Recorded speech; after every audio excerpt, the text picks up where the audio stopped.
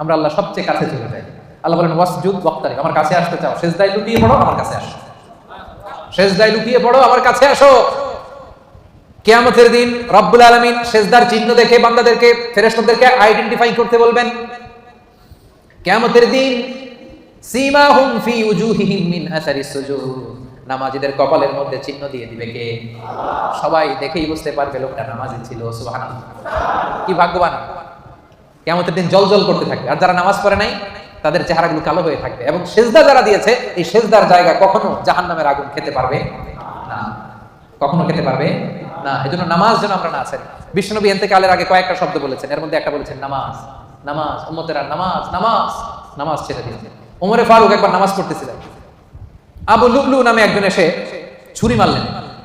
মাজুসি অগ্নি উপাসক, অনেক দিনের হিংসা পুষে রেখেছিল যে ওমরকে আমি শেষ করে দিই। ছুরি মারলেন, ওমরে ফারুক লুটিয়ে পড়লেন ফজরের সময়। কাতারের মাঝখান দিয়ে এসে ছুরি মারতে মারতে 13 জনকে আঘাত করলেন, 7 জন স্পট ডেথ, ওই জায়গায় মৃত্যুবরণ। ওমরে ফারুক বেহুশ, হুশ ফিরার পরে মুখে দুধ দেয়, এদিক দিয়ে বের হয়ে যায়। 3টা মারছে, নারী বুড়ি কেটে গেছে। দুধ দেয়, দুধ বের হয়ে যায়, নাভিজ দেয়, বের হয়ে যায়। উনি হুশ ফিরার পরে ওমরে ফারুক সর্বপ্রথম জিজ্ঞেস করতেছে, আসল্লান নাস, আমার ইমামতিতে যে ফজরের 2 রাকাত শুরু হয়েছিল, নামাজটা কি ঠিক মতো শেষ হয়েছিল? আসল্লান নাস, ফজরের নামাজটা কি মানুষ পড়েছিল? সবাই বলেন পড়েছিল। আল্লাহু আকবার। কে আমারে ছুরি মারছে, ওরে ধরো, এই কথা বলে নাই। আমার বড্ড ব্যথা, এখনই মনে হয় মরে যাবো, আমার ছেলে কই, মেয়ে কই, জমি জমা কি আছে বন্টন করে দিয়ে যায়, তাও বলে নাই। আমার পরে কে খলিফা হবে এটা নিয়েও চিন্তা করে নাই।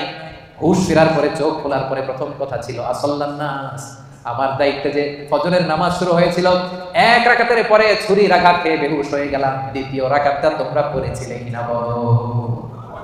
1 রাকাত তো আমার নেতৃত্ব হয়েছে, পরের রাকাতটা পড়ছিলে কিনা, মানে 2 রাকাত কমপ্লিট করছিলে কিনা বলো।